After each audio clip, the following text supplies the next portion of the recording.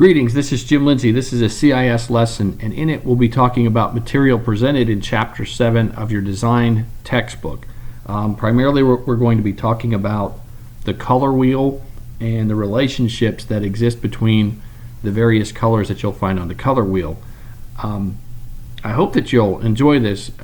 The first time I saw this, it explained a tremendous amount to me that I've always wondered about. And I thought, man, that just totally makes sense. And so it's kind of nice because if you're kind of challenged design-wise or color-wise, kind of like me, and you look at like these applications like Publisher, these desktop publishing applications where they have these these various color schemes, and you think, wow, that does look really pretty together. That looks great. That looks great. How did they choose that? Well, this explains a lot of it. And so through the relationships of these colors.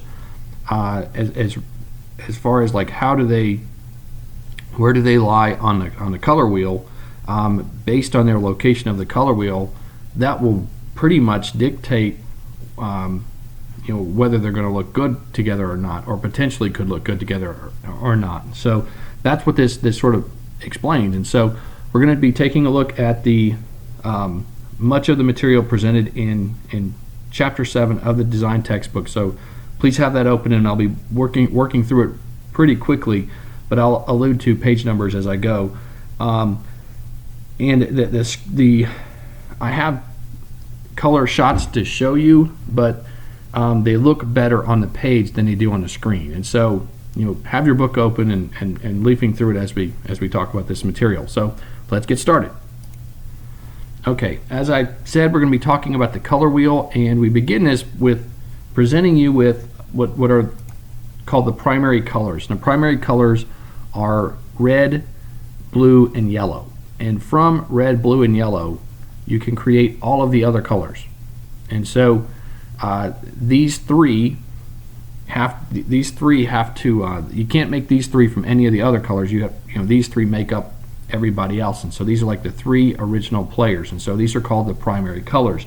Now, if you were to mix each of these primary colors together in equal amounts, you will get what's called the secondary colors, and those look like this. And so your green, purple, and orange come from equal distributions of red and yellow to get your green, red and blue to get your purple, and then blue and yellow to get the green and orange. I mixed that up.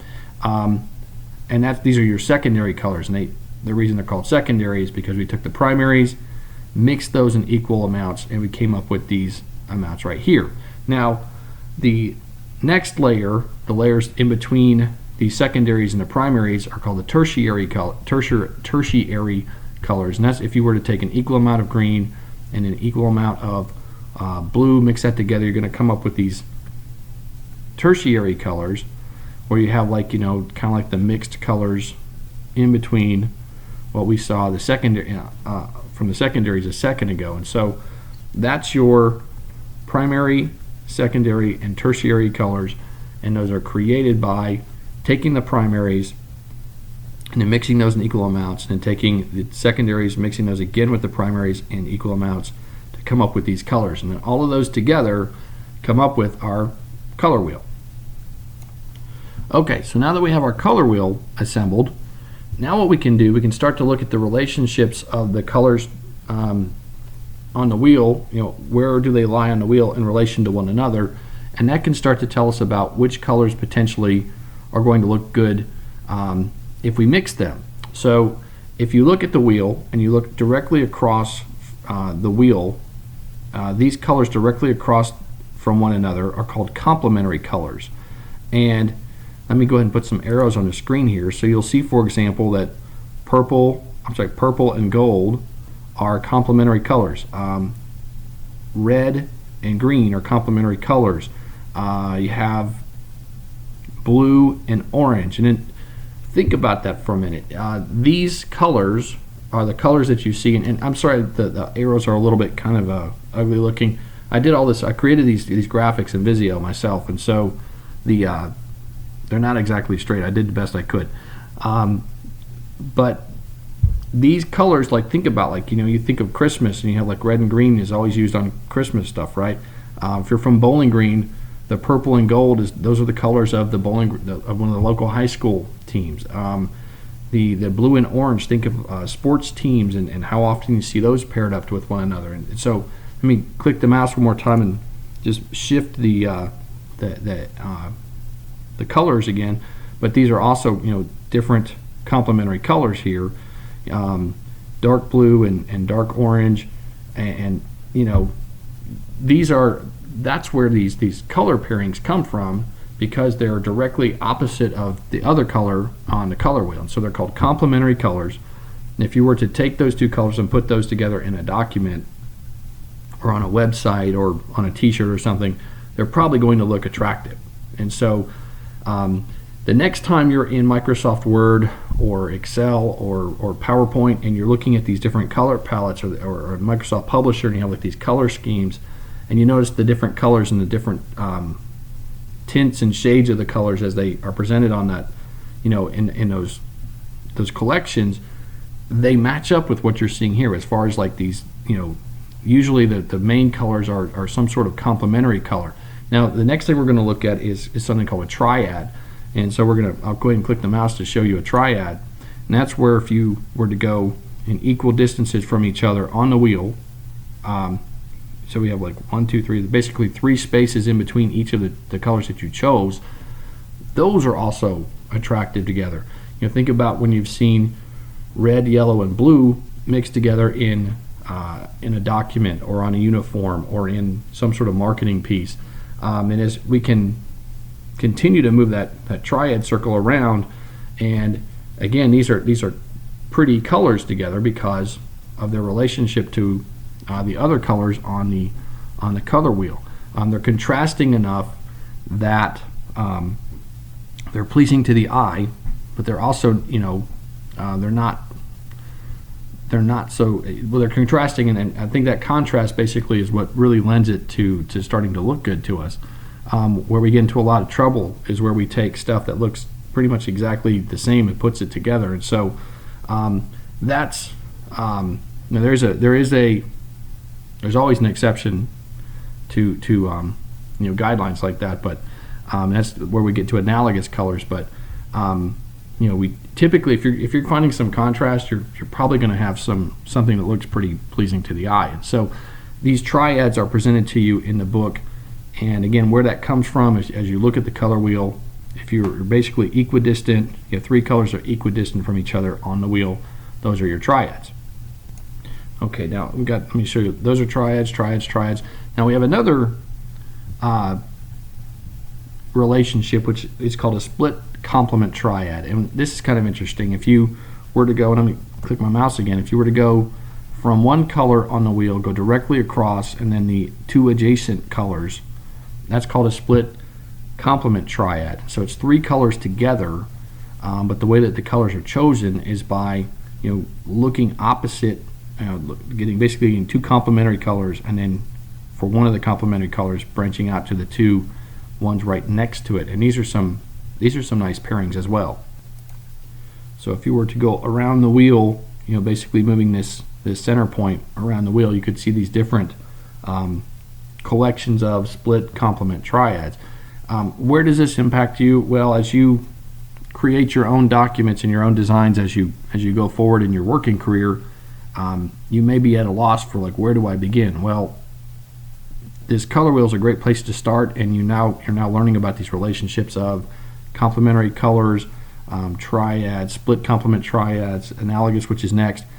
You can start to look at these as potential starting points or potential destinations for things that you would want to use in your own designs. Maybe you're going to start your own business. You want to come up with some sort of marketing for to create your brand.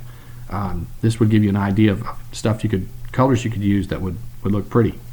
And just because the author says, hey, this looks pretty, doesn't mean it you may not like it, and that's okay. I mean, this is design, and just because the author says this is something that looks great, if you disagree with that, that's fine. But at least you now have one person's opinion who has been working in this industry for a while, and you can start to form your own opinion and come up with as long as you can articulate why you feel the way you do, I think you're in a much better spot than if you can't articulate it. So that's kind of where we are. Let's take a look at the analogous colors. And the analogous colors are basically when we look at the wheel and then we select 3 adjacent items. And the reason that these typically look good together is because they're similar. They're similar enough that they still look good together, but they're not so similar that they look kind of crummy. And so this is, as you look at the wheel, any 3 continuous colors together would be considered analogous colors. And so as you look in the textbook, they have some more examples in here. They're talking about Harriet's handbags and Nora's knickers, and this is on page 97, but you can take a look at that in the textbook as well. Their graphics again are a little bit brighter and better than the ones I could find, so hopefully that will make sense as you look at it. And let's keep going. Now let's learn about shades and tints. I'm going to go to our next slide here. And a shade is when you take a color. A color is also called a synonym for a color is a hue. And so as you look at these 2 different color wheels here, on the outer portion is our color wheel. So the pure hue, the pure color, is on the outermost layer of what you see on the right and what you see on the left.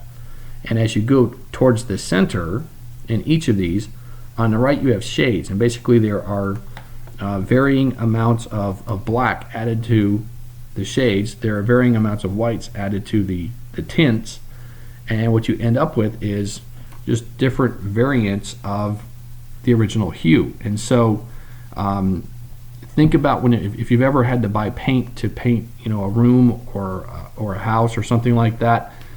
You look at those color strips and they have all these different colors on there, and as you look at this, you go, oh man, this starts to look like, I went to Porter Paints and I went to Sherwin-Williams Paints and I saw all these different color strips. Well, where are they getting those? Well, they're coming from stuff like this, where they're taking an original color or hue and then adding varying amounts of white to it or black to it, and they're coming up with these tints or these shades. And then as you start to pair these up, think about like those split complement triads a second ago. What if you went like this? Oh, sorry, there's Denzel.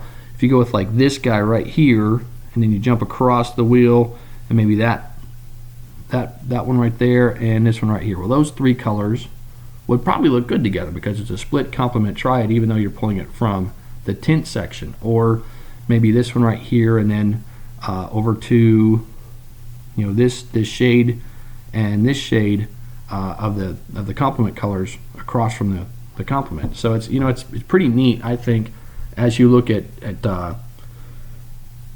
these color schemes, where the things came from. It's not somebody that's just a all-out color genius or design genius. There's some science behind it, and to me that's kind of comforting because I've always struggled with this sort of stuff. And so these are shades and tints. When we talk about shades and tints and hues, that's what we're talking about. The hue is the color.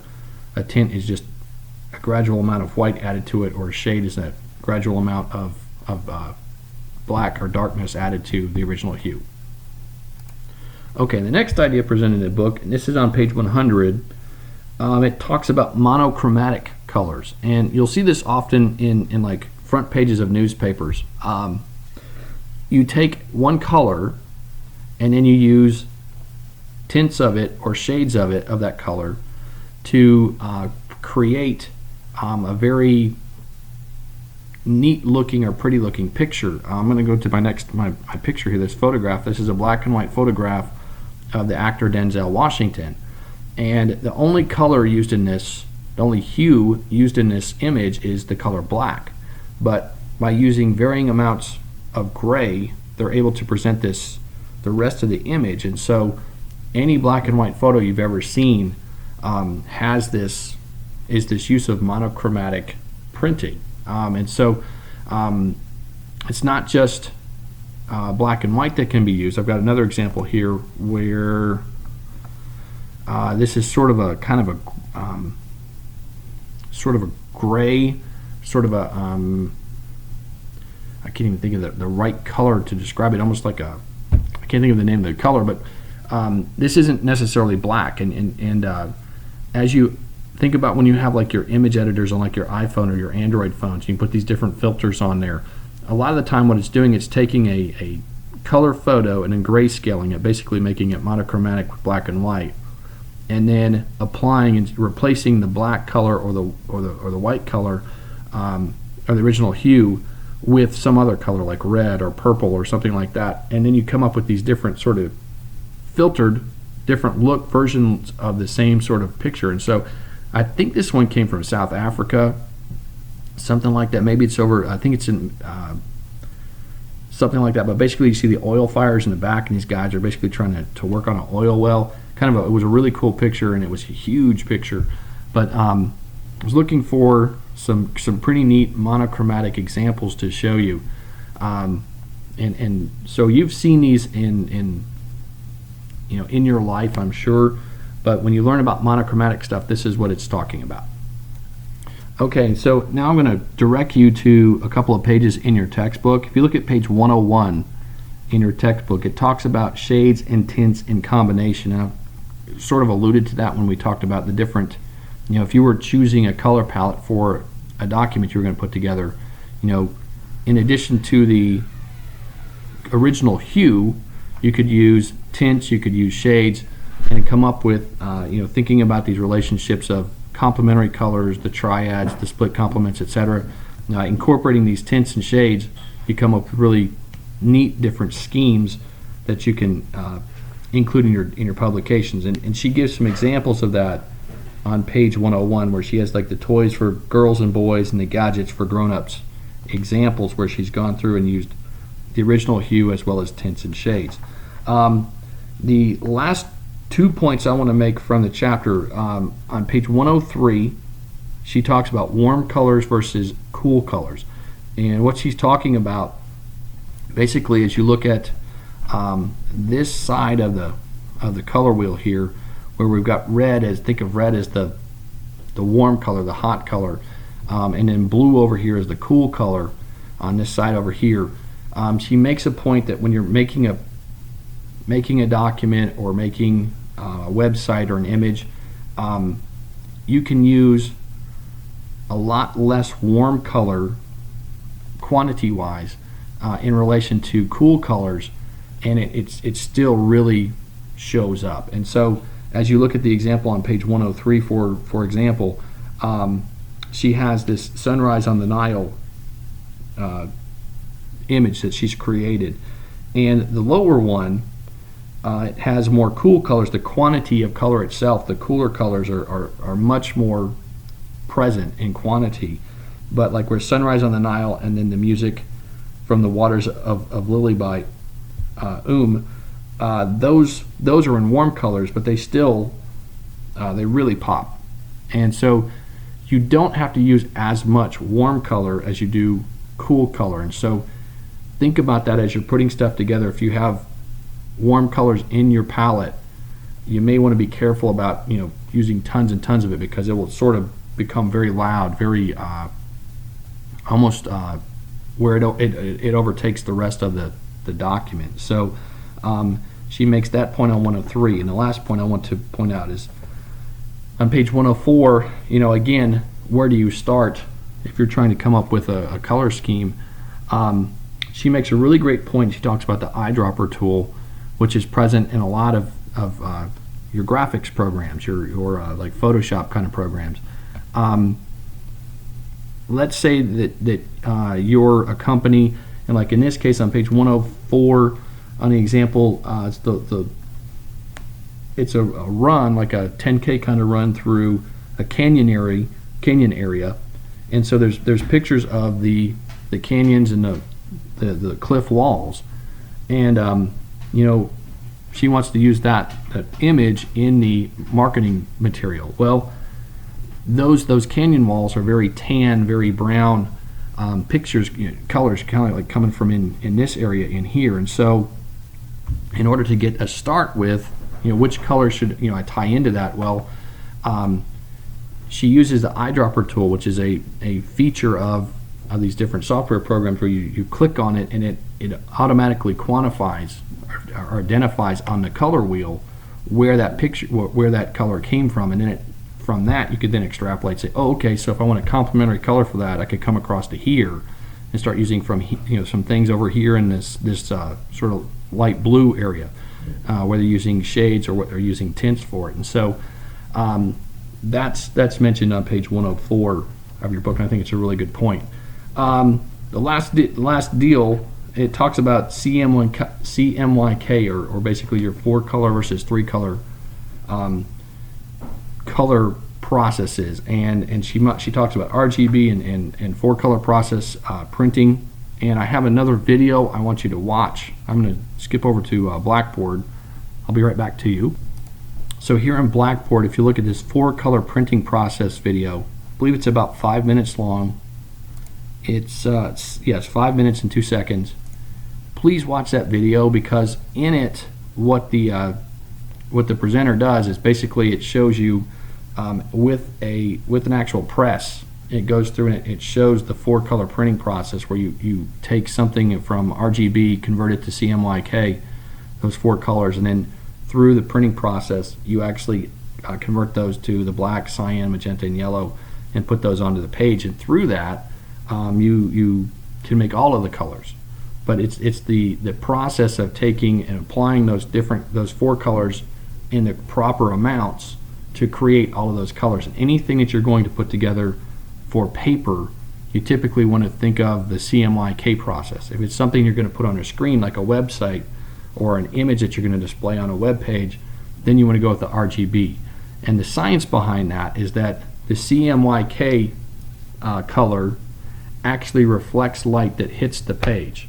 And in contrast to that, with the RGB color process, it's actually displaying the light out from the screen. And so the science behind how that color gets created on CMYK versus RGB is different. And it's really kind of cool. So check out that video right there. Read what you're seeing in the book on pages like 106, 107, 108. It's really kind of cool stuff. And again, how are we going to use this? Well, I want you guys to be able to look at a color scheme or a palette of colors and figure out, why do these things look good together, and sometimes the colors just appeal to you. But if you can articulate, again, start to name that whole Joshua tree phenomenon that we talked about in the very, very beginning. If you can start to name things, you can start to get a command to them. And so that's where we want to really use this chapter. And so that's chapter 7. I hope it's been interesting for you. Again, please watch that 4-color printing process video, and I thank you for your time and attention.